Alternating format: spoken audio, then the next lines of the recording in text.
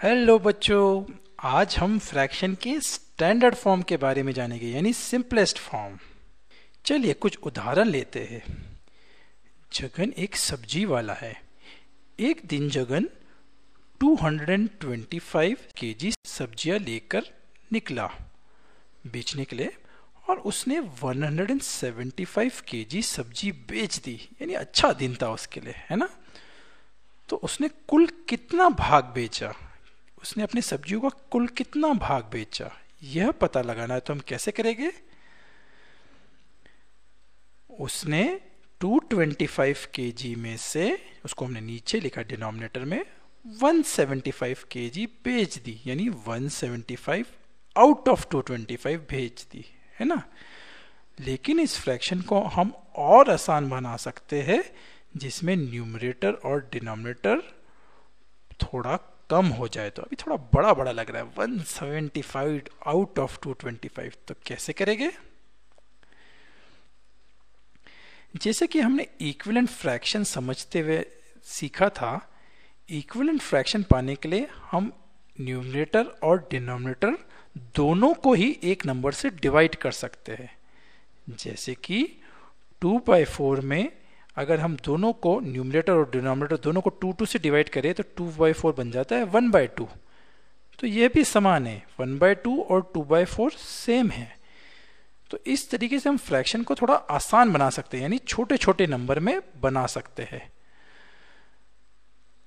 लेकिन किसी भी फ्रैक्शन का सिंपलेस्ट फॉर्म क्या होता है, यानी सरलतम रूप क्या होता है?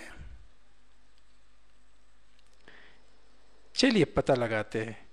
मान लीजिए हमारे पास है 45/60, ठीक है। तो हम उसके फैक्टर्स निकालते हैं, पहले 45 के फिर 60 के। तो 45 के फैक्टर्स हो गए 1, 3, 5, 9, 15, 45।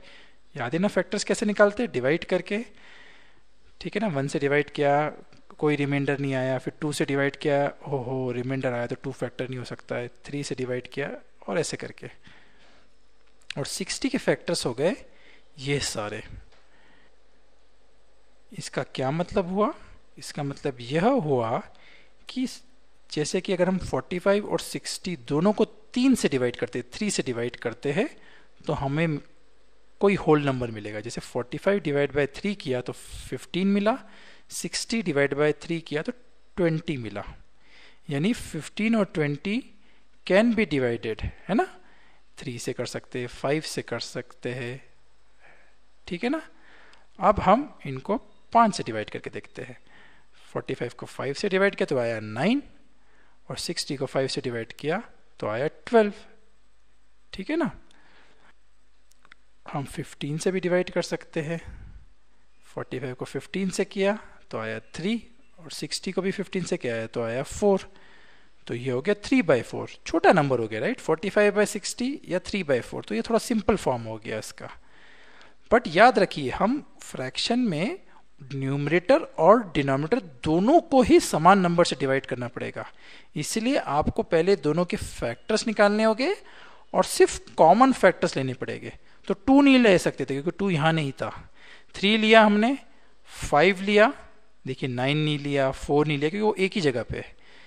हमने को मालूम है इक्विवेलेंट फ्रैक्शन निकालना हो तो न्यूमरेटर और डिनोमिनेटर दोनों को समान नंबर से डिवाइड करना होगा। इसलिए फिर हमने 3 लिया, 5 लिया, क्योंकि दोनों जगह था, 15 लिया, है ना।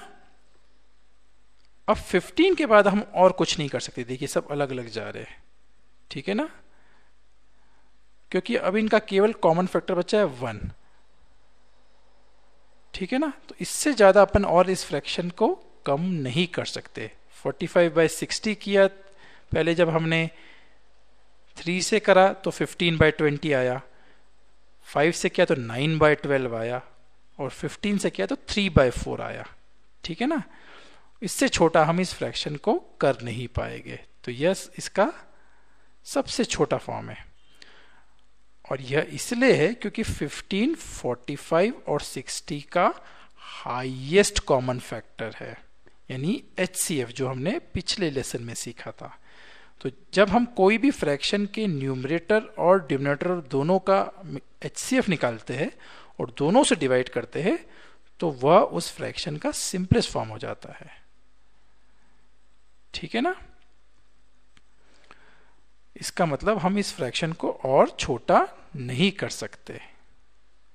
ठीक है, तो याद रखिए, न्यूमरेटर और डिनोमिनेटर दोनों के फैक्टर्स निकाले, फिर उनका हाईएस्ट कॉमन फैक्टर निकाला जो कि इस वाले केस में था 15, और उनसे 15 यहां से भी डिवाइड किया, यहां से भी डिवाइड किया, तो जो नया फ्रैक्शन आएगा वह उसका सिंपलेस्ट फॉर्म है। हम उससे ज्यादा छोटा उसको नहीं कर सकते।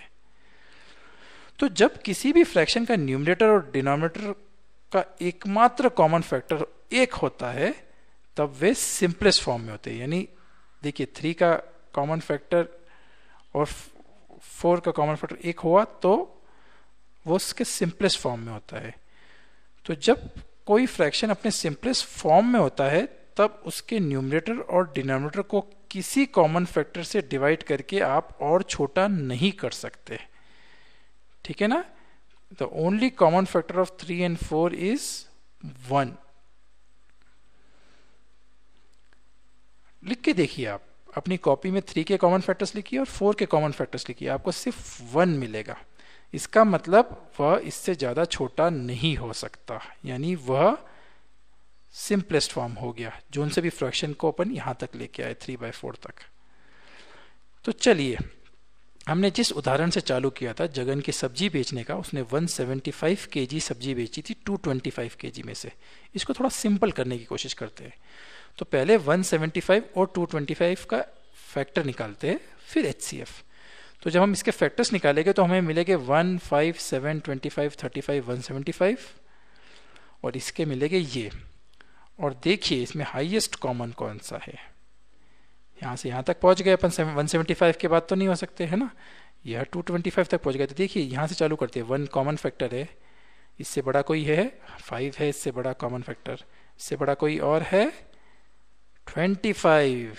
देखिए 25 हाईएस्ट कॉमन फैक्टर है। तो जब हम 25 से इसको दोनों को न्यूमरेटर और डिनोमिनेटर को डिवाइड करेंगे तब हमें सिंपलेस्ट फ्रैक्शन आ जाएगा, इसका सिंपलेस्ट फॉर्म। करते 175 डिवाइडेड बाय 25 तो आया 7, और 225 डिवाइड बाय 25 आया 9। तो 7/9 इस फ्रैक्शन का सिंपलेस्ट फॉर्म है। और वो क्यों है? क्योंकि अगर आप 7/9 के फैक्टर निकालने की कोशिश करेंगे तो आपको सिर्फ 1 आएगा और कुछ नहीं आएगा। इसीलिए 7/9 इस फ्रैक्शन का सिंपलेस्ट फॉर्म है या स्टैंडर्ड फॉर्म है। ठीक है ना? एक मजेदार चीज बताता हूं। जब कोई फ्रैक्शन अपने स्टैंडर्ड फॉर्म में होता है जैसे कि 9/32, तब उसके न्यूमरेटर और डिनोमिनेटर कोप्राइम होते हैं। कोप्राइम का क्या मतलब? जिनका एकमात्र कॉमन फैक्टर 1 होता है।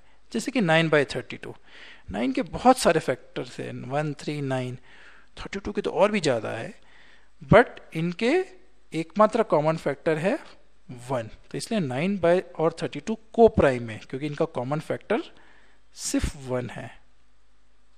तो दो नंबर कोप्राइम तब होते हैं जब उनके कॉमन फैक्टर सिर्फ 1 हो। तो संक्षिप्त में फ्रैक्शन के स्टैंडर्ड फॉर्म को पाने के लिए हम इसके न्यूमरेटर और डिनोमिनेटर के फैक्टर्स निकालते हैं और फिर उनका HCF निकालते हैं, हाईएस्ट कॉमन फैक्टर, जैसे कि इसका 12 है, और उस हाईएस्ट कॉमन फैक्टर से न्यूमरेटर को भी और डिनोमिनेटर दोनों को उससे डिवाइड करते हैं। जैसे कि 24 डिवाइड बाय 2 किया तो आया, 24 डिवाइड बाय 12 किया तो 2 आया, 36 डिवाइड बाय 12 किया तो 3 आया। तो यह इसका सिंपलेस्ट फॉर्म हो गया। ठीक है ना? इसको हम और छोटा नहीं कर सकते। तो इस लेसन के लिए इतना ही बच्चों, फिर मिलेंगे, बाय बाय।